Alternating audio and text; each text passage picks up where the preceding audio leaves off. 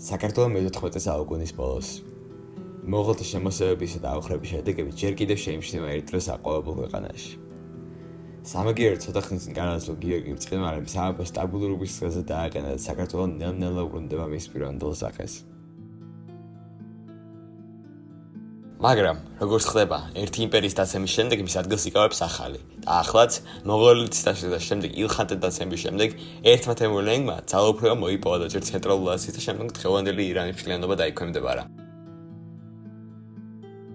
თემური თავის თავს მონღოლეთის იმპერიის დამაარსებლის ჩინგის-ხანის მემკვიდრედ მიიჩნევდა და ცდილობდა გაეერთიანებინა და დაემორჩილებინა ოდესღაც მონღოლთა იმპერიის მიერ დაკარგული და დაშლილი ტერიტორიები.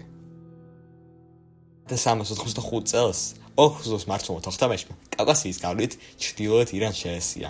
ამ დაპირისპირების გამო თემურს კავკასიას გავლენის მოპოვება დასჭირდა და შემდეგ წელს 1386-ში საქართველოსკენ დაიძრა. თემური საქართველოში სამცხის მხრიდან შემოვიდა და თბილისს ალყა შემოარტყა. 22 ნოემბერს სასტიკი ბრძოლის შემდეგ თბილისი დაეცა და მეფე ბაგრატ მეხუთე ტყვედ ჩავარდა. სამაგიეროდ უგლისწულები გიორგი და კონსტანტინე გადარჩნენ.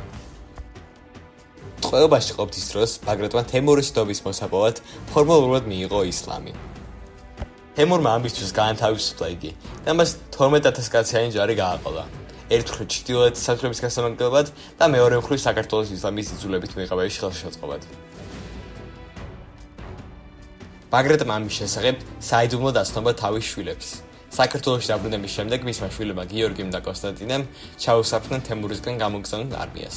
გაათავისუფლეს ბაგრატი და მთლიანად გაანადგურეს მტრის ჯარი. დახოცილი მეომრების გამო განისხებულ თემურლენგი 1387 წელს კვლავ შემოიჭრა საქართველოში. თუმცა ამჯერად ბაგრატი მზად იყო. ციხეები გამაგრებული იყო, ხოლო მოსახლეობა მთებში გახიზტული. ბრძოლა თემურის გამარჯვებით დასრულდა, მაგრამ ის ბრძოლით დაუძლურებულ ლაშქარს შემდგომი ლაშქრების გაგრძელება აღარ შეეძლო. საბოლოოდ თემური იძულებული გახდა დაბრუნებულიყო ყარაბაღში, რის გამოც მისი ეს შემოსევა დიდწილად წარუმატებელი აღმოჩნდა. თემურლენგი ამის შემდეგ დიდი ხნის განმავლობაში აღარ დაბრუნებულა საქართველოში, რადგან დაკავებული იყო ოქროსუდუს ხანის თოხთამეშის წინააღმდეგ ბრძოლებში. 1394 წელს თემურმა კვლავ შეესია სამცხეს და სასტიკად ააოხრა იგი. როგორც ჩანს, ამ ლაშქრობის მიზანი ნადავლის მოპოვება იყო, რათა მომავალში უფრო დიდი სამხედრო კამპანიისთვის მოემზადებინა ჯარი. იმავე წელს თემური საქართველოს კვლავ შემოესია, ამჯერად დარიალის ხეობის სასარგებლად. ეს ადგილი სტრატეგიული მნიშვნელობის იყო თოხთამეშთან ომის წარმოებისათვის. თუმცა თოხთამეშის ახალი ლაშქრობის დაწყებისა და ადგილობრივი ქართული წინააღმდეგობის გამო თემურს უკან მოუწია დაბრუნება. 1398 წელს თემური ინდოეთში ლაშქრობდა. ამით ისარგებლეს მის მიერ დაყრობილმა მრავალმა ხალხმა და აჯანყდნენ. ერთ-ერთი ასეთი აჯანყებული იყო ჯალაირანთა დინასტიის წარმოადგენელი ბატონიშვილი თაჰერი. იგი უკვე დიდი ხნის განმავლობაში ალინზის ციხეში აყვავში იმყოფებოდა და დახმარების სათხოვნელად საქართველოს მეფეს გიორგის მიმართა. გიორგი მოაყავებს შეუტია და დაამარცხა, ხოლო თაჰერი საქართველოში წამოიყვანა. ამის გამო 1399 წელს ინდოეთიდან დაბრუნებულმა 100,000 კაციანი ჯარით კახთერიც დალაშქრა და აოხრა. 1400 წელს თემურმა თაჰერის გადაცემა მოითხოვა და წინააღმდეგ შემთხვევაში მუქარით განუცხადა, რომ კიდევ ერთხელ შეესწევდა საქართველოს. გიორგიმ გადაცემაზე უარი თქვა, რის გამოც თემურმა გაზაფხულზე მრავალრიცხოვანი ჯარით ქვემო ქართლის მხრიდან საქართველოში შემოიძრა. ქართველებთან გამართული ბრძოლის შემდეგ ის გამარჯვებული გამოვიდა, თუმცა ვერ მოახერხა გიორგის და თაჰერის დატყვევება.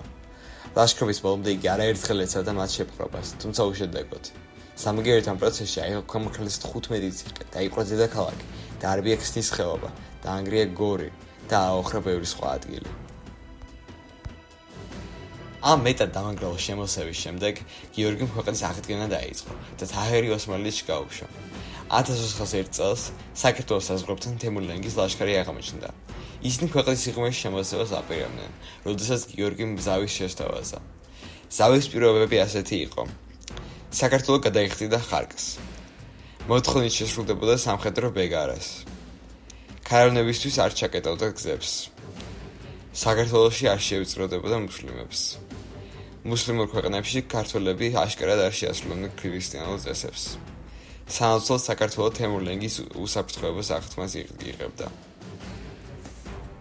თემური დათანხმდა, მაგრამ თემური რომ თემურია, საქართველოს აუხრებას ვერ დატოვებდა და ოსმალეთის იმპერიისკენ გზად თორთომის ციხე აიღო და 200 მეცხოვნე დახოცა. 1403 წელს თემური უკანასკნელად შემოესია საქართველოს ხარკეს გადაუხტულობის გამო.